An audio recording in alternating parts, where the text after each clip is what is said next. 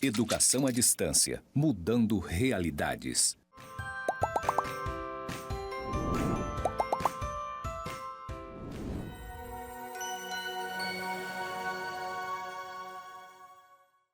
Olá, tudo bem? Eu sou o professor José Fábio e esta é a disciplina de Metodologias e Estratégias de Ensino da Matemática. Vou começar com minha audiodescrição. Eu sou um homem branco de 1,70 m, estou usando uma camisa polo azul clara, uma calça azul marinho e sapatos pretos. Estou no estúdio de gravações do Instituto Federal de Rondônia, campus Zona Norte. Ao fundo temos uma parede branca com pontos interligados por retas cinzas. Ao meu lado temos uma parede branca escrito com letras verdes EAD, mudando realidades, e essa é a nossa aula 1 dessa disciplina, Fundamentação e Contextualização Histórica e Social da Matemática, né? Antes de começar a estudar qualquer ciência nova, o que nós temos que entender? Nós temos que entender o processo de formação histórico dessa disciplina, né? Como que se deu o processo histórico dessa disciplina? A matemática é tida como a grande vilã para a maioria dos alunos na maioria das escolas, né? Então, sempre que a gente chegar e perguntar para alunos da educação infantil ao ensino superior qual é a disciplina que eles mais têm medo, qual é a disciplina que eles mais têm dificuldade, a matemática sempre vai aparecer nesses rankings, sempre vai aparecer nessas nossas considerações. Então, para isso, nós temos que primeiro entender esse processo de formação histórico da matemática, como se dá a matemática ao longo dos anos e ao longo do tempo, para só depois a gente começar a entender os conceitos propriamente ditos da matemática. Primeira coisa que nós vamos pensar é, você já parou para pensar de onde vem a matemática que aprendemos na escola e qual sua importância na sociedade em que vivemos? Olha que reflexão bacana para a gente começar, né? Primeiro pensar, de onde que ela veio? Por que que a gente soma da maneira que a gente soma? Por que que a gente multiplica da maneira que a gente multiplica? Entender que esse processo de formação desses conceitos matemáticos, né, eles vão evoluindo passo a passo, com o passar do tempo, numa construção coletiva para a construção desses conceitos matemáticos tão importantes para quê? Para a nossa vida social, para a nossa vida prática. A importância da matemática no mundo real. Nessa unidade, iremos explorar as origens da matemática, seu desenvolvimento histórico e suas funções na sociedade, buscando compreender como essa disciplina se insere no contexto de disciplinas, culturas e momentos históricos, além de reconhecer sua relevância no cotidiano e na construção do pensamento lógico e crítico, né? Então, muitas vezes, né, a gente escuta lá na sala de aula, quando está lecionando matemática, algumas perguntas assim, quem inventou isso? Por que que foi inventado isso, né? E a gente começa a entender, quando a gente estuda essa história da matemática, que existem duas matemáticas diferentes. Uma que nessa disciplina nossa, nós vamos chamar de matemática utilitária, e uma outra matemática que nós vamos chamar de matemática abstrata. Qual que é a grande diferença desses dois estilos de matemática distintos, né? E eu estou falando agora baseado no Biratan D'Ambrosio, né? O nosso grande etnomatemático, né? Que vem da Unesp, o cunhador, o pai do termo etnomatemática, né? Professor Biratan D'Ambrosio, né? Lá da Unesp de Rio Claro. Então, o que ele define como matemática utilitária? É aquela que nós vemos as aplicações dela no dia a dia, né? A hora que a gente volta um troco, a hora que a gente separa uma dúzia de ovos, né? Então, essa é uma matemática chamada matemática utilitária. Nós usamos esse conceito matemático o tempo inteiro e formulamos diversas situações com ela. Mas existe uma outra matemática, que é uma matemática chamada abstrata. É quando a gente sai desse campo que está no campo da fala para um campo escrito, para um campo raciocinado, para um outro tipo de matemática. E aqui nessa disciplina nós vamos discutir esses dois parâmetros e tentar conduzir esses dois parâmetros para o mesmo local. A história da matemática ela é um patrimônio da humanidade, né? A matemática acompanha a humanidade há milhares de anos, sendo uma construção social e cultural, presente em construções, comércios, astronomias e manifestações religiosas. Desde os tempos pré-históricos, marcas e sinais em ossos e pedras indicam a necessidade de contar, medir e organizar o universo. Tá. Como é que surgem os primeiros conceitos matemáticos dessa matemática ainda utilitária, lá naquele Homo sapiens sapiens de 10 mil anos atrás? O homem se torna homem quando ele começa a se agrupar em sociedade e deixa de ser principalmente nômade, né? O homem, ele no início de tudo, ele é nômade. Em algum momento ele deixa de ser nômade e nesse momento que ele deixa de ser nômade, duas coisas acontecem. Ele domina o uso do fogo e ele começa a domesticar plantas e animais. Então ele começa a produzir, né, alimentos, né, ele começa a produzir alimentos e começa a domesticar animais. Essa questão da domesticação de animais, ela surge uma preocupação que já já vai ser muito importante para esse homem pré-histórico, né? Ele ainda não sabe quantas ovelhas ele tem, quantos animais ele tem. Ele não tem essa noção, a noção do número ainda não está formada, mas ele sabe que ele tem uma quantidade. Então, no papiro de Hind, o que nós temos como informação? O que o homem primitivo fazia? Então ele pegava um osso e ele fazia um risco nesse osso para cada animal que ele possuía. Então, no início do dia, ele pegava um osso e começava a riscar quantas ovelhas, por exemplo, ia passando. Então, a primeira ovelha passou, ele fazia um risco.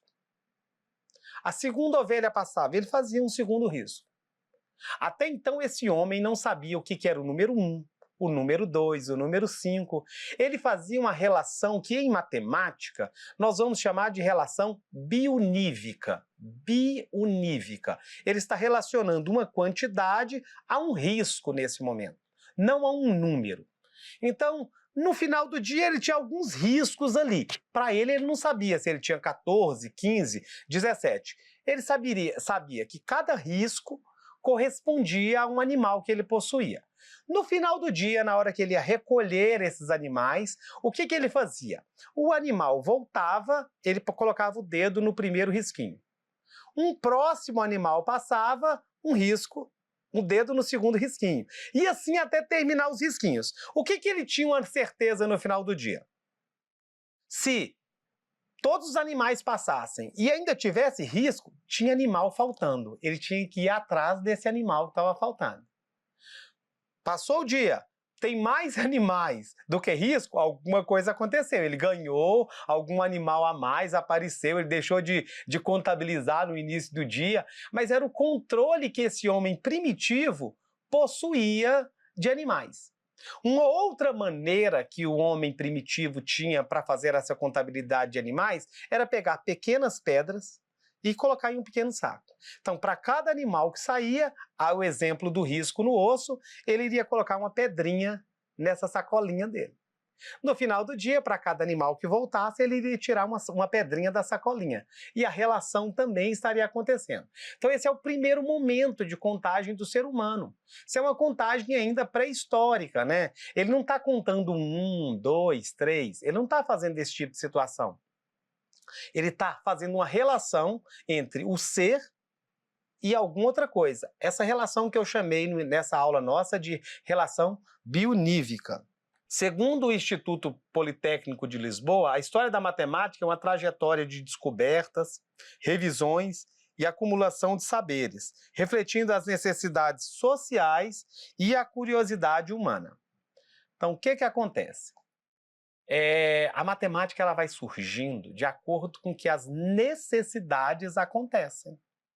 Então, vou dar um exemplo aqui, né, de algumas questões, de algumas descobertas matemáticas e por que elas tiveram que acontecer naquele contexto e naquele momento. O Egito Antigo, 5.000 anos atrás, né, eles tinham a necessidade de fazer uma agricultura muito forte. A sociedade egípcia era uma sociedade já muito organizada, com normas muito bem definidas. E em uma parte do ano, uma grande cheia atingia o rio Nilo. E essa cheia do rio Nilo, ela molhava, né, ela inundava uma grande faixa de terra. Com o passar do tempo, o que acontecia? Essa água ia baixando, o rio seguia seu fluxo normal, mas essas terras que ficavam inundadas, elas estavam extremamente férteis, boa para plantio. Então essas terras tinham que ser divididas, né, para que as pessoas pudessem plantar. Então surge aí alguns conceitos matemáticos que vêm dessa época do Egito Antigo, como fração. O conceito de fração, dividir um inteiro em partes menores para que possa ser dividido entre as pessoas. Um outro conceito matemático que remonta dessa mesma situação no Egito Antigo é a questão da proporção em áreas. Eu preciso saber quanto de terra cada um está ganhando para fazer a sua produção. Então esses conceitos, eles não surgem para que sejam utilizados. É o contrário, eles são conceitos que existem, são problemas reais que existem e que precisam ser resolvidos com o quê? Precisam ser resolvidos com alguma matemática. Então surge uma matemática para resolver esse problema. Aí, né, os egípcios, né, como eu já disse, avançam na geometria para construir pirâmides, medir terras, como evidenciados na Pedra de Palermo. O que é a Pedra de Palermo? A Pedra de Palermo foi encontrada em Palermo, né, na Itália, uma pedra, e nessa pedra ela mostrava os conceitos matemáticos, é o primeiro registro que nós temos na história dos conceitos matemáticos da construção das grandes pirâmides do Egito. E quando a gente fala nas grandes pirâmides do Egito, né, a gente sabe que existe uma série de teorias da conspiração, que essas pirâmides poderiam ter sido construídas, sei lá, por seres extraterrestres.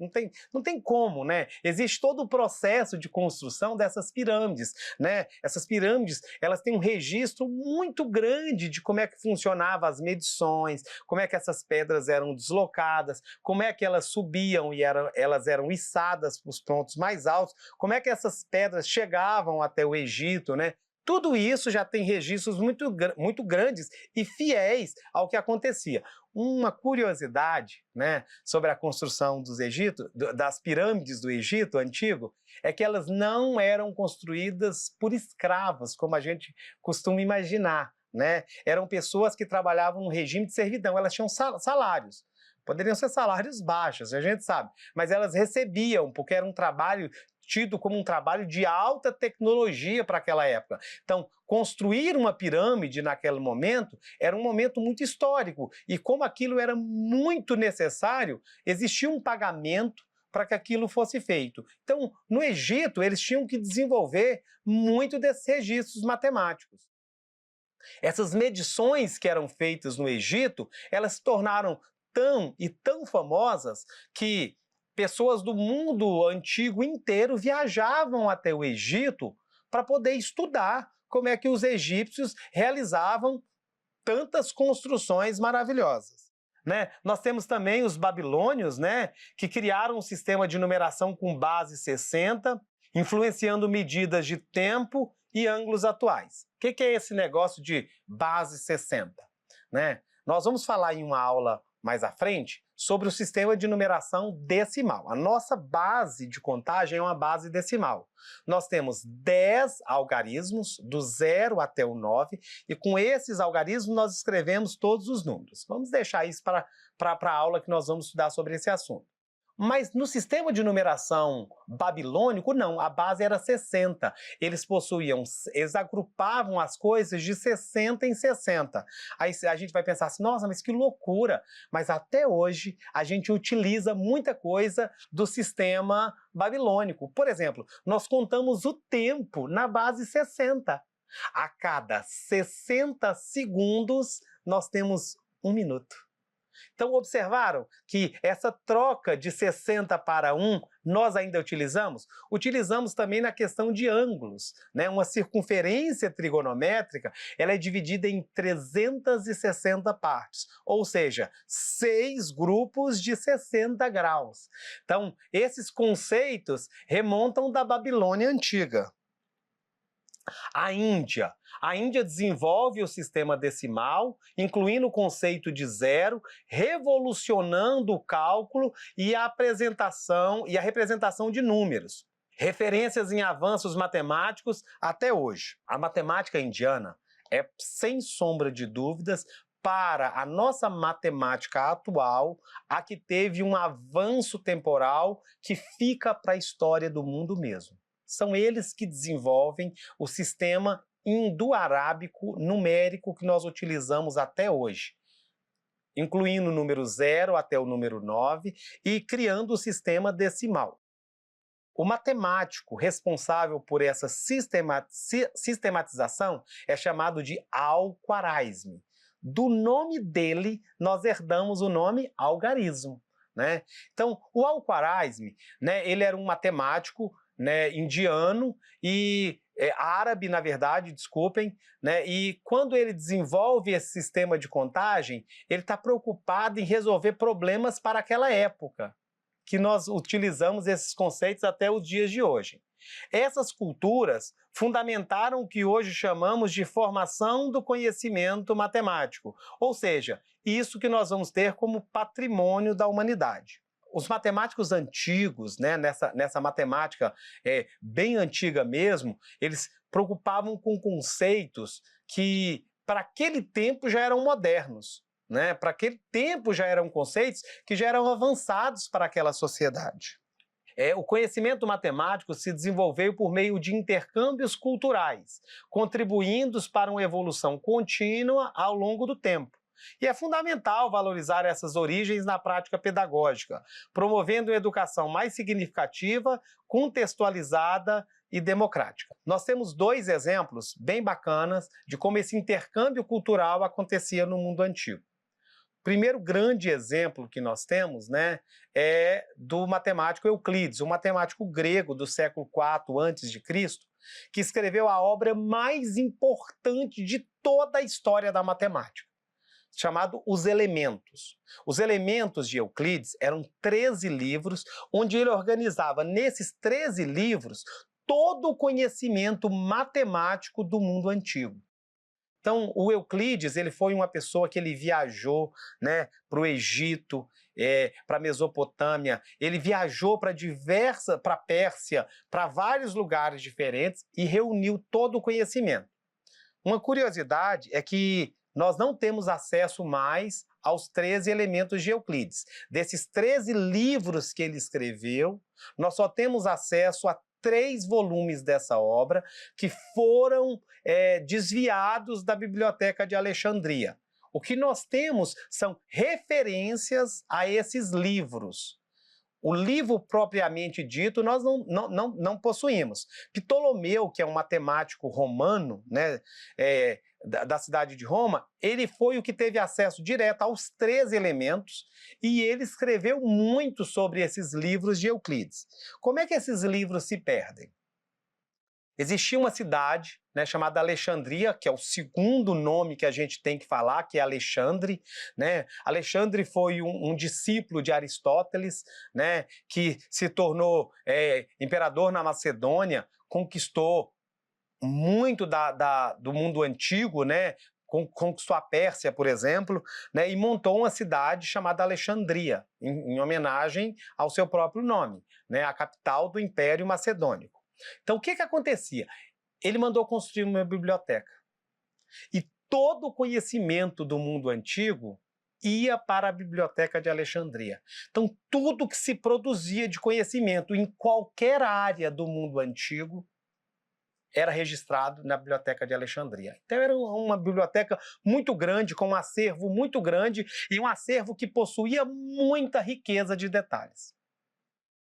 No século VIII da nossa era, né, os otomanos invadem, né, a cidade de Alexandria, eles estão convertidos ao islamismo, né, e dentro do regime islão, né, todo livro, toda obra que não louva o nome de Alá, não cultua o nome de Alá, deve ser queimada, deve ser destruída.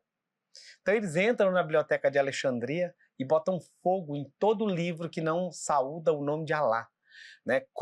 Tem registros históricos que a Biblioteca de Alexandria queimou por 3 meses todo o conhecimento. E entre essas obras que se queimaram, né, muito conhecimento matemático se foi, inclusive os 13 exemplares da coleção de Euclides. Alexandre foi um grande difusor dos processos matemáticos do mundo antigo, porque onde que ele chegava, ele pegava aquele conhecimento e levava para Alexandria, e de Alexandria as pessoas divulgavam esse conhecimento para o mundo. Né? Nós temos um pensador moderno na teoria da filosofia da matemática, o Michel Foucault, né? E o Foucault defende uma ideia, né, no livro dele A Formação Social da Mente para os nossos tempos modernos, que se Leonardo da Vinci tivesse tido acesso ao acervo da Biblioteca de Alexandria, ele muito provavelmente teria chegado até a Lua. Ele teria tecnologia para isso. O que ele fez durante muito tempo da vida dele foi reconstruir os conceitos matemáticos que se perderam ao longo do tempo, ao longo das gerações. A matemática no ensino e na cultura. Reconhecer a história da matemática como uma construção social nos ajuda a formar uma visão crítica, respeitando a diversidade cultural e o patrimônio de toda a humanidade. Então, é entender que o processo não é uma criação de um conceito e desse conceito uma aplicação. É o processo inverso. Existe um problema e ele precisa ser resolvido. Então, se cria uma matemática para um problema já existente. E o impacto da matemática na sociedade e na economia, né? Fundamental para o avanço científico e tecnológico, áreas como a física, química, engenharia, informática e biomedicina dependem de modelos e cálculos matemáticos para criar medicamentos, desenvolver softwares, construir obras e explorar o espaço. Segundo a Unicamp, a ciência moderna só é possível graças ao uso de conceitos matemáticos precisos e lógicos. Eu costumo dizer para os meus alunos da seguinte maneira, né? A gente tem que ter uma maneira de encarar o conceito matemático. Cada um tem uma maneira de ver. A minha maneira de ver a matemática é como uma linguagem. Eu entendo a matemática como uma linguagem. Vamos dar um exemplo disso. Se uma pessoa quer fazer uma viagem para a China, seria interessante que ela aprendesse um pouco de mandarim. Se uma pessoa quer fazer uma viagem para a França, seria interessante que ela aprendesse noções, principalmente elementares, de francês. Para os Estados Unidos, de inglês e assim sucessivamente. Se uma pessoa quiser fazer uma viagem pela ciência, entender um pouco de engenharia, um pouco de física, um pouco de mundo, ela tem que ter uma língua para falar com esse pessoal. Que língua é essa que ela vai dizer? Ela vai usar a matemática. Então, a matemática ela tem uma linguagem que ela é universal, né? Eu chego no Japão, que usa um sistema de escrita diferente do nosso, mas ele vê o número 2, ele sabe o que é o número 2. Eu chego na Rússia, que tem um alfabeto cirílico, e ele vê o número 2, ele sabe o que é o número 2. Eu chego na China, nos Estados Unidos, na Hungria, em qualquer país do mundo, e ele vê o símbolo do numeral 2, ele sabe exatamente sobre o que nós estamos falando. Então é uma linguagem universal que a ciência fala. A ciência fala na linguagem da matemática. Então, se você sabe uma matemática precisa, você sabe interpretar as diversas ciências que o mundo possui. A influência na economia, na gestão pública. Algoritmos, estatísticas e modelos ajudam na tomada de decisões, análises de riscos e previsões de fenômenos sociais e ambientais. A matemática aplicada na economia é indispensável para entender o mercado, planejar crescimento e implementar políticas sustentáveis. Quando a gente fala da matemática, a gente não pode deixar de entender esse conceito econômico que a matemática tem. Qualquer tomada de decisão vai ser feita através de dados. E esses dados eles vão ser tratados por essa ciência chamada matemática. Então ela tem uma importância social no mundo que nós vivemos muito grande. A presença na cultura popular, né? Padrões, proporções, ritmos, jogos, dança, arquitetura e música refletem a matemática implícita em diversas manifestações culturais, promovendo o raciocínio lógico e a criatividade na rotina social e artística. Então, o mundo visual, o mundo da dança, o mundo da música. A música, incrivelmente, ela surge de conceitos matemáticos, né? Os músicos, eles usam conceitos como semitons, né? Uma oitava acima, que são conceitos que são da matemática. A música tem a origem na matemática. A música como ciência são 5 linhas e 4 espaços, e nessas 5 linhas e 4 espaços, pontos sobre as linhas ou entre os espaços vão determinar melodias. Então, o mundo inteiro se sobrepõe aos conceitos da matemática. A matemática como ferramenta de transformação social, né? Resolução de problemas sociais, ambientais e econômicos, uso de modelos estatísticos, projeções e análise de dados que ajudam a compreender desigualdades, emergências e fenômenos complexos. Contribui para a formulação de políticas públicas mais eficientes. A matemática fornece as ferramentas para intervenções estratégicas, promovendo o desenvolvimento sustentável e a justiça social. Ela é fundamentada para uma educação crítica e cidadã. Ao aprender matemática, o estudante desenvolve o senso crítico, a autonomia e a capacidade de atuar na sociedade de forma consciente e transformadora. A gente só ensina matemática na escola para o uso social. Ah, professor, mas eu fui para matemática e eu não sei até onde eu vou usar Bhaskara. Eu não sei até hoje eu não vou usar o Teorema de Pitágoras, entendeu? Então a gente vê muita crítica nesse sentido, né? A matemática, ela tem que ter as aplicações e essa transformação social. Não adianta a gente dizer para o aluno, quando ele está aprendendo um conceito matemático, você está aprendendo progressões que você vai usar isso em logaritmos. Você está usando um conceito para tentar justificar um outro conceito. Nós temos que ver isso no mundo real, numa aplicação real da matemática. Essas aplicações é que vão fazer a transformação social do homem. A história da matemática revela que a disciplina é uma expressão cultural e social que acompanha a humanidade há milhares de anos, desde as primeiras marcas de contagem até as grandes descobertas matemáticas de civilizações antigas. Compreender essas raízes ajuda a valorizar diferentes saberes e procedimentos, desenvolvidos por povos diversos, promovendo uma abordagem mais inclusiva na sala de aula. Quando relacionamos a história à prática pedagógica, podemos criar atividades que conectem o conteúdo matemático ao cotidiano, culturas e experiências dos estudantes, tornando o ensino mais significativo e motivador. Entender que o aluno não é uma tábua rasa, né? O professor, se pondo como mediador do conhecimento, o aluno tem um contexto social. Trazer esse contexto social para as aulas de matemática fazem com que o aluno entenda mais os processos e veja aquilo como algo mais próximo da sua realidade, fazendo com que ele aprenda os conceitos de maneira mais seguras. A matemática como cultura popular e no cotidiano, né, ela é evidente na arquitetura, nas festas, nos jogos, na música e nas manifestações culturais locais.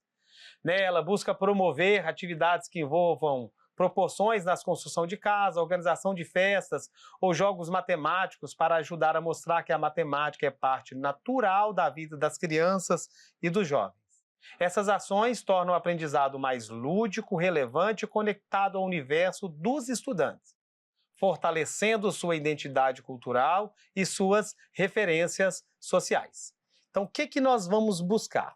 Desenvolver uma prática pedagógica crítica e inclusiva, né? Mostrar que a matemática é um processo muito mais completo e desmistificar, né, a ideia de uma matemática única, homogênea, difícil. Nós não temos que ter esse conceito que a matemática é algo difícil. Toda vez que a gente fala isso, a gente fecha os sinais de sinapse dentro do cérebro das crianças e elas têm dificuldade cada vez maiores de aprender os conceitos matemáticos, né?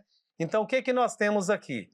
Nós temos, para finalizar, né, ao investigar saberes presentes na cultura local, em brincadeira, promovendo uma aprendizagem motivadora, estimulando a criatividade, autonomia e uma postura crítica frente ao mundo. Então, toda vez que nós vamos ensinar matemática, nós temos que ter com foco para que ensinar matemática, para quem ensinar matemática e por que ensinar matemática. E quando a gente está trabalhando com crianças, a gente tem que entender que é a primeira vez que ela vai ser apresentada aqueles conceitos. Então, entender isso é primordial e substancial para que isso aconteça. Temos aqui algumas referências que nós utilizamos, né, para poder entender esses conceitos, né, sobre matemática, né, e sobre a história da matemática. Eu desejo sucessos a cada um de vocês, bons estudos e nós nos vemos na nossa próxima aula.